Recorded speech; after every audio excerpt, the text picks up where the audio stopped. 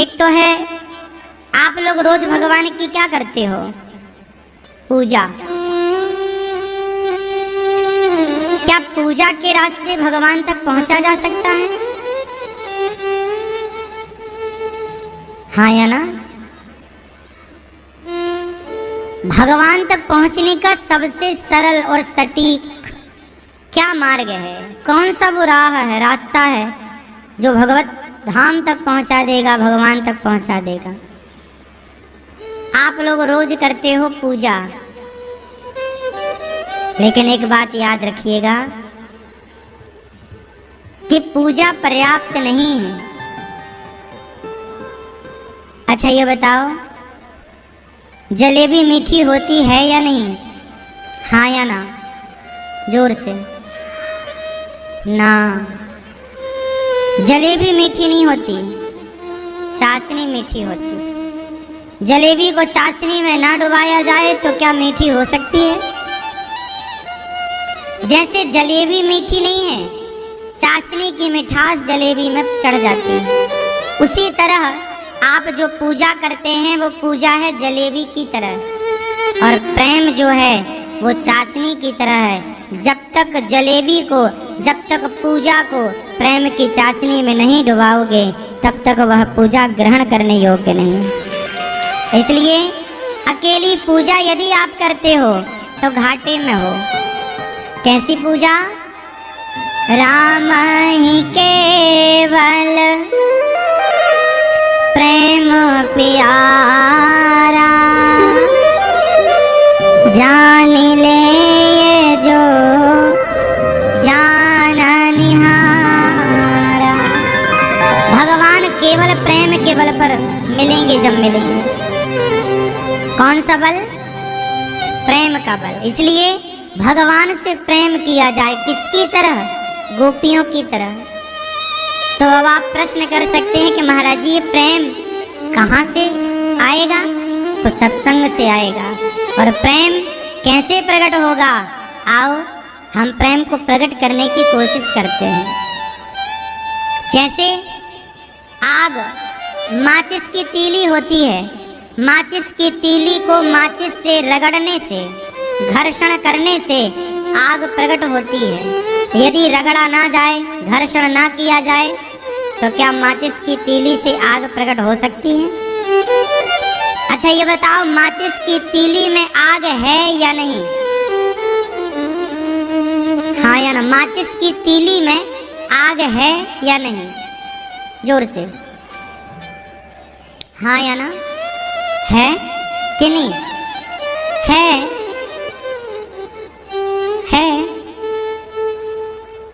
माचिस की तीली में आग है। सब जगह सब में आग होती है। माचिस की तीली में आग है, लेकिन वो आग प्रकट कब हुई? जब आपने घर्षण किया। तो माचिस की तीली में आग तो थी, पर प्रकट तब हुई जब घर्षण हुआ। उसी तरह भगवान तो सबके भीतर हैं, पर प्रकट तब होंगे जब प्रेम का घर्षण होगा। जब प्रेम होगा परमात्मा प्रकट होगा। प्रेम नहीं है तो भगवान को प्रकट करने की क्षमता पूजा में नहीं है। भगवान को प्रकट करने की क्षमता प्रेम में है। इसलिए भगवान को पूजा नहीं, प्रेम चाहिए। आपकी पत्नी और आपके पति को, अच्छा आपकी पत्नी आपकी पूजा बहुत करे, आपका पति आपकी पूजा करे, बढ़िया आपको धूप दीप से आपका वंदन करे, आरती उतारे, मिठाई खिलाए और बढ़िया पुष्प माला पहनाए, आपका पति और आपकी पत्नी पूजा आपकी करे और प्यार करे पड़ोसी और पड़ोसन से, चलेगा? आपका पति पूजा आपकी करे, आपकी पत्नी पूजा आपकी करे, आपके चरणों में पुष्प चढ़ाए, आपकी आरती उतारे और प्यार करे पड़ोसी से, चलेगा? आपका पति पूजा आपकी करे, पत्नी को माला पहनाए, पत्नी की आरती उतारे, पत्नी को पुष्प चढ़ाए, दक्षिणा चढ़ाए, परिक्रमा लगाए पत्नी की और प्यार करे पड़ोसन से, चलेगा? तो पूजा आपकी कोई करे और आपसे प्रेम ना करे तो क्या कोरी पूजा से आप प्रसन्न होंगे? तो जिस पूजा से आप प्रसन्न नहीं हो सकते, भला उस पूजा से भगवान कैसे प्रसन्न होंगे? इसलिए पूजा नहीं, पूजा के संग प्रेम हो। क्या होनी चाहिए? राम ही केवल प्रेम प्यारा। भगवान को प्रेम चाहिए, इसलिए आप प्रेम कीजिए। और प्रेम कब प्रकट होगा? जब सत्संग करेंगे। प्रेम तो देखो होता है, भगवान को रोज नहलाओ, रोज पुष्प चढ़ाओ, रोज दर्शन, मंदिर रोज क्यों जाना चाहिए? मंदिर रोज क्यों जाना चाहिए? मंदिर जाना क्यों मंदिर जाना चाहिए? उत्तर दो। मंदिर रोज क्यों जाना चाहिए? रोज भगवान को क्यों नहलाना चाहिए? रोज क्यों भोग लगाना चाहिए? रोज क्यों तुलसी और पुष्प चढ़ाना चाहिए? क्यों? ये सब क्यों होता है? कारण आप बताओ, क्यों रोज मंदिर जाना चाहिए कि नहीं जाना चाहिए? हाँ, आप क्यों भोग लगाते हैं? रोज क्यों भगवान को स्नान क्यों करना चाहिए? ये सब क्यों? क्योंकि आप जिनके पास रोज जाते हैं ना, उनसे आपका प्रेम होता है। आप हमसे रोज मिलेंगे या हफ्ते में एक दिन दो दिन मिलेंगे, तो परस्पर जब हम आपसे मिलेंगे ना, तो मिलते मिलते क्या होता है? प्रेम प्रगाढ़ होता है। क्या होता है? प्रेम बढ़ता है। यदि हम और आप निस्वार्थ भाव से मिलें तो प्रेम बढ़ेगा।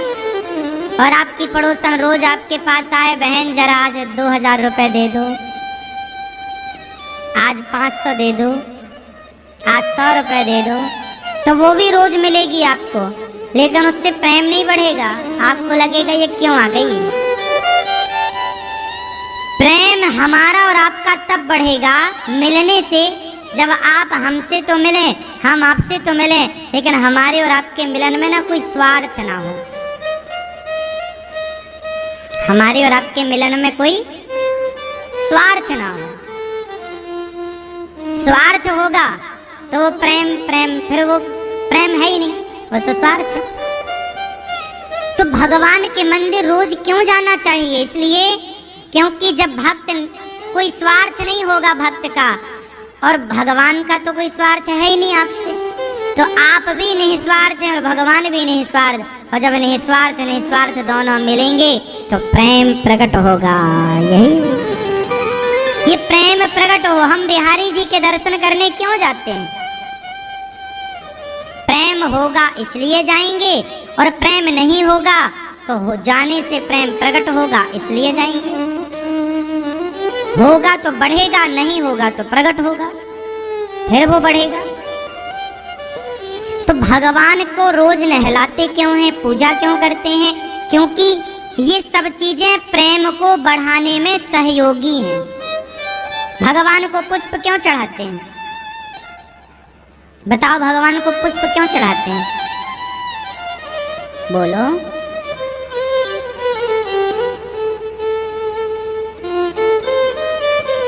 भगवान को पुष्प क्यों चढ़ाते हैं? उत्तर दो। मैया आप चढ़ाती हो ना, क्यों चढ़ाती हो? हाँ? आप लोग चढ़ाते हैं, लेकिन आपको पता ही नहीं कि पुष्प क्यों चढ़ाया जाता है। गुलाब का पुष्प, कमल का पुष्प, चमेली का पुष्प इत्यादि जो भी भगवान को चढ़ता है, खुशबू युक्त पुष्प ही भगवान को चढ़ता है। जिस पुष्प में खुशबू नहीं होती वो भगवान को नहीं चढ़ता। क्यों चढ़ता है पुष्प? क्योंकि इस धरती में ईश्वर की सारी जो रचना है, ईश्वर की सारी संरचनाओं में सबसे सुंदर है पुष्प। सबसे सुंदर है। आप देखो ना, पूरे जंगल में यदि एक पुष्प होगा, पेड़ की सुंदरता तब ज्यादा होती है जब वो पुष्पों से भरा हो। चाहे कोई भी हो, आम को देखना आप, लेकिन जब आम में मोर आने लग जाती है, सीजन आम का मोर नहीं आने लग जाती, वो पुष्प मान लो आप उससे, वो पुष्प ही है आम का। उस तरह से आम का पेड़ तब ज्यादा सुंदर लगता जब उसमें मोर आने लग जाती है। समझते ना मोर उसके? कनेर का पेड़ होता है, जब कनेर का पेड़ पुष्पों से भरता है तो वो और खूबसूरत लगता है। गुलाब से भरता है तो सुंदर लगता है। और सुंदरता का प्रतीक है पुष्प। पूरे तालाब में कंचन जल है, सुंदर जल है, लेकिन उसमें जब कमल खिला हो तो वो सुंदरता और बढ़ाता है तालाब की। तो ये चीजें सुंदर हैं, इतनी सुंदर हैं, इसलिए आप भगवान के चरणों में गुलाब तोड़कर इसलिए ले जाते हैं कि प्रभु मैं पूरा जंगल, पूरा बगीचा घूम कर आई, लेकिन ये सबसे सुंदर था। आप भी सबसे सुंदर हैं और ये भी सबसे सुंदर, तो आप सुंदर के चरणों में ये सुंदर पुष्प मैं समर्पित कर रही हूँ। इस सुंदर पुष्प को बनाया किसने? उसी सुंदर परमात्मा ने। तो आपकी रचना, आपकी संरचना आपके चरणों में। भगवान को मोर का पंख लगता है माथे पर, मुकुट पर। क्यों लगता है मोर का पंख? क्यों मोर का पंख भगवान के मुकुट पर सजता है? क्योंकि इस धरती में सबसे सुंदर यदि कोई पंख है, मोर पंख। मोर पंख से सुंदर कोई पंख हो तो आप नाम बताओ। तो जो सबसे सुंदर है, वो सुंदर जो है वो श्याम सुंदर के लिए है, इसलिए भगवान का नाम है सुंदर। भगवान का एक नाम क्या है? सुंदर, श्याम सुंदर। भगवान का नाम क्या है? सुंदर। भगवान सबसे सुंदर है, तो सुंदर भगवान को सुंदर चीजें दी जाती, इसलिए भगवान को भोग भी किसका लगता है? अच्छे अच्छे सुंदर सुंदर पकवानों का। आज भी पुराने मंदिर हैं, वहां ठाकुर जी को पकवानों का भोग, खीर बढ़िया, रबड़ी का भोग, सुंदर चीजों का। स्वाद में जो सबसे सुंदर हो, बगीचे में जो सबसे सुंदर हो। तुलसी क्यों चढ़ती है? क्योंकि तुलसी सबसे सुंदर है, सबसे छोटी है, सबसे सुंदर है। और सुंदर इसलिए कि हर जड़ी बूटी में सबसे अधिक गुणकारी तुलसी है। गुणों की बात करें तो तुलसी में जितने सुंदर गुण हैं, अन्य किसी पेड़ पौधों में इतने, किसी औषधि में इतने सुंदर गुण नहीं है, इसलिए सुंदर है। गुण के हिसाब से सुंदर है, तुलसी सुंदर है। और जब तुलसी पूरी हरे भरे पत्तों से भरी होती है तो तुलसी कितनी सुंदर लगती है। तो सुंदर चीजें भगवान को समर्पित की जाती हैं, इसलिए आप भगवान को। अच्छा, आपके पास क्या सुंदर है? अब बताओ, आपके पास क्या सुंदर चीज है? जोर से, आपके पास क्या सुंदर है? क्या? आपके शरीर में आपके सब चीजों को जोड़ा जाए, 5 ज्ञानेंद्रिय, 5 कर्मेंद्रिय, मन, बुद्धि, चित्त, अहंकार और इत्यादि जो तत्व हैं, शरीर है, इंद्रियां हैं, आपके पूरे सर्वांग शरीर में सबसे सुंदर क्या है? जोर से, हाँ? मन। अब भगवान को सबसे सुंदर चीज चढ़ती है, तो आपका मन है सबसे सुंदर, लेकिन क्या आपका मन सुंदर है? क्या मन में छल नहीं भरा? क्या मन में कपट नहीं भरा? क्या मन में ईर्ष्या, द्वेष, नफरत, घृणा नहीं भरी? और जब ये भरी है तो फिर मन सुंदर रहा कहाँ? सुंदर कहाँ रहा मन? और सुंदर बन गया जिनका, उनका मन चढ़ गया और उनके मन में आकर बस गए भगवान। मन का ही खेल है साहब पूरा। इसलिए सबसे सुंदर भगवान को सबसे सुंदर इसलिए भगवान क्या कहते हैं, निर्मल मन जन सो मोहि पावा। भगवान भी आपका मन चाहते हैं, आपका शरीर नहीं चाहते। आपके शरीर में, आपके जीवन में सबसे सुंदर है आपका मन, और वो मन ही गंदा है, आपने कर रखा है। अब एक काम करो, फटाफट अपने मन को साफ करो, और साफ करके जब मन सुंदर हो जाए तो पुष्प का भी एक नाम है मन। पुष्प का एक नाम क्या है? मन, सुमन। सु मतलब, जोर से, सु मतलब सुंदर, सुमन। सुमन मतलब पुष्प, सु मतलब सुंदर, मन मतलब मन।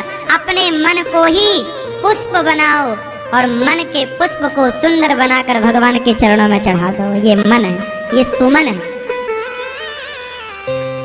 ईश्वर को सबसे अच्छी चीजें चढ़ती हैं। वस्त्र भी भगवान सबसे बढ़िया पहनते हैं, है ना। भगवान के कपड़े भी कैसे होते हैं?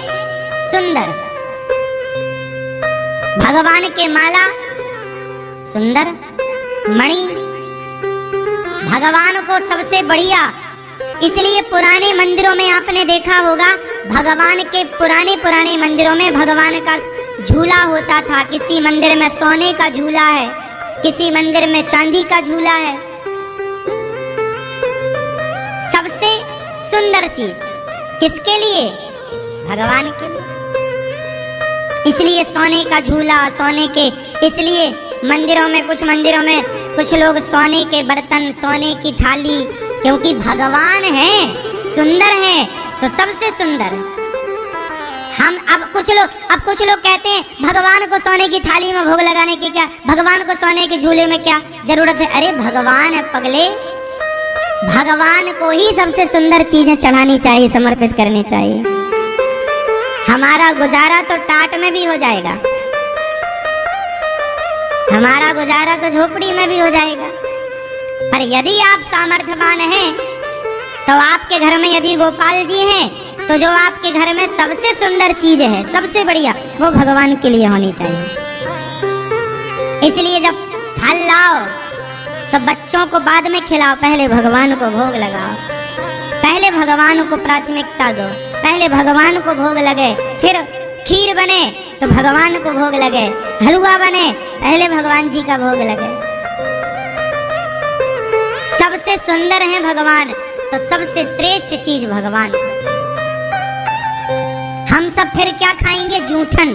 भगवान का जो प्रसाद है वो भगवान का जूठन है, तो हम जूठन खाएं। हम अपने लिए क्यों करें? हमारी एक मैया जगन्नाथ जी में रहती हैं, उनके पास ऐसे जगन्नाथ जी हैं, ऐसे। वो रोज अपने घर में इतना सारा भात बनाती हैं, चावल भात, इतनी सारी दाल बनाती हैं, इतनी सारी साग बनाती हैं, इतने सारे फल काटती हैं, और सारे फलों का, और उनके घर में खाने वाला कोई नहीं, केवल वो अकेली और एक दो लोग और जो सेवा। और बनाती कितना है? इतना सारा। किसी ने कहा मैया तुम इतना क्यों बनाती हो, तुम्हारे घर में तो कोई है ही नहीं खाने वाला। बोले ना, मेरे जगन्नाथ जी को भूख ज्यादा लगती है ना, तो मैं जगन्नाथ जी के लिए ज्यादा बनाती हूँ, और बना के फिर रोज बांट देती हूँ। लो प्रसाद। मतलब वो अपने लिए नहीं, देखो जरा, मेरे जगन्नाथ जी ज्यादा खाते हैं तो मैं ज्यादा बनाऊंगी और फिर सबको बांटूंगी। और क्या क्या बनाती हैं? इतनी बूढ़ी है, आलस्य नहीं है। अब माताओं को ना भोजन बनाने में बहुत आलस्य होता है, ये अपने लिए भी मोटी मोटी रोटा बना लेती हैं। आखिरी में जो आटा बचता है ना, रोटा बना के खा लेती हैं। आखिरी में दाल सब्जी नहीं बचेगी तो अचार के संग खा लेंगे। एक तो ये भाव है कि इनकी ममता है, सब खिला देती हैं, और दूसरा आलसी भी है कि थोड़ा ज्यादा बना लिया करो, तुम्हारे लिए तो बच जाए। तो ये दो बातें हैं, या तो आपकी ममता है कि आपने सब खिला दिया, ठीक बात है, लेकिन अपने लिए भी कुछ बचाओ। अपने लिए कुछ नहीं बचा तो बनाए कौन? अब अपने लिए क्या बनाए? ये आलसी है कि अपने लिए क्या बनाए। चलो कोई बात नहीं, भगवान के लिए बनाओ, ज्यादा सा बनाओ, ऐसा बनाओ कि आपके लिए तो ना कम है, आप भी बढ़िया खाओ। तो वो मैया ने भगवान के लिए इतने सारे फल काटा करती, सब फल लाती है। और आप आश्चर्य मानेंगे, मुझे एक बात याद आ गई। आपने जगन्नाथ जी के मंदिर कभी जाना तो जगन्नाथ जी के ऊपर ना एक पुष्पों का गुलदस्ता होता है, पुष्पों का एक गोल सा ऐसे जगन्नाथ जी के ऊपर पधराया जाता है। वो पुष्पों का जो गुलदस्ता है ना, वो पुष्प जो है वो मैया बनाती हैं। और आश्चर्य मानेंगे, उसमें जो पुष्प लगते हैं वो पुष्प मैया के लिए चेन्नई से दक्षिण भारत से पुष्प आते हैं, क्योंकि वहाँ जो बढ़िया वाले पुष्प होते हैं वो बाय फ्लाइट आते हैं, फ्लाइट से फिर वहाँ आते हैं। मैया पूरा खर्चा उठाती है सब चीजों का।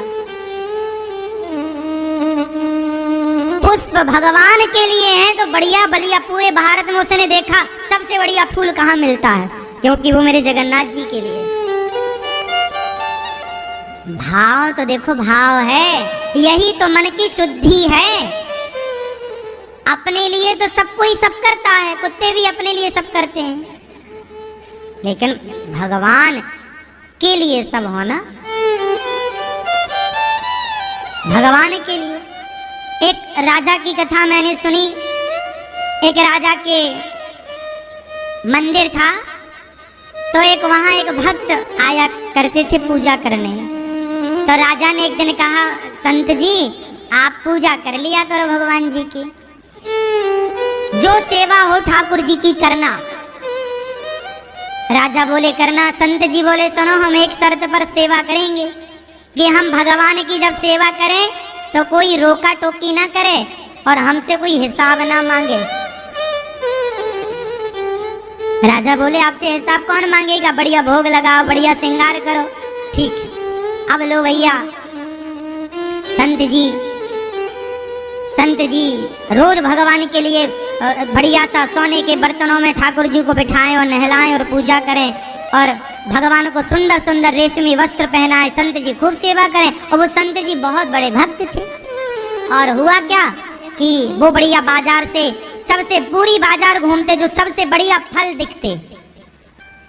और आजकल हमारी माताएं या पुरुष कुछ लोग क्या करते हैं, आज हमारे घर में सत्यनारायण भगवान की पूजा है तो भैया जरा केला देना। कैसे दिए? बोले 20 रुपए दर्जन। अरे 20 रुपए थोड़ा कम वाला है? हाँ हाँ कम वाला है, 10 रुपए दर्जन है। हाँ हाँ तो ये वाले दे दे, कोई खाना थोड़ी है, पूजा में लगना है। ऐसी करते हैं ना लोग कि पूजा वाले हैं तो सस्ते वाले दे दे। वो केला आधा तो ऐसे झूला झूल रहा है, ये वाले भगवान को चढ़ा देंगे, जो बढ़िया होंगे वो बच्चों को खिला देंगे, खुद खा लेंगे। ऐसे ही अब आप लोग पूजा कराते हैं ना तो सुपारी लाते हैं। पूजा की सुपारी देखी आपने? हाँ, वो तुम अपने बाप को खवाओ तो तुम्हारा बाप नहीं खाए, और तुम भगवान को खवाते हो। वो सुपारियां जो तुम भगवान के लिए लाते हो छोटी छोटी, फोड़ कर देखना सारी सड़ी होती हैं, लेकिन आपको तो नहीं, भगवान को खिलाना है इसलिए ले आओ सस्ती वाली। आप लोग अपने लिए सबसे महंगी चीज लाते हैं और भगवान के लिए सबसे सस्ती, जबकि जो भक्त होता है वो अपना गुजारा सस्ते में, पर भगवान ठाट बाट से रहने चाहिए। ये भावना है भक्त की। अब इस भावना को ये सामान्य लोग, विषय भोगी लोग क्या समझें? इस भावना तक वो पहुंच ही नहीं सकते। अब बिहारी जी में फूलों का बंगला बनता है, वो बंगला 5-5, 10-10, 20-20 लाख का होता है। एक बंगला 20 लाख का, 50 लाख का बंगला फूलों का, उसकी कारीगरी बनाना में पुष्पों का खर्चा, दूर से पुष्प आते हैं, एक बार में 1 दिन चलता है, 2 दिन चलता है, और 20 लाख 50 लाख रुपए। कुछ लोगों ने कहा क्यों? अरे भाई वो बिहारी जी हैं, वो भगवान हैं, भगवान आज पुष्पों के बंगले में सजेंगे, वो भक्त भगवान के लिए कर रहे हैं सब कुछ। हमारे भगवान की प्रसन्नता के लिए। अब आप कहो भगवान इसमें प्रसन्न होते हैं? भगवान को ना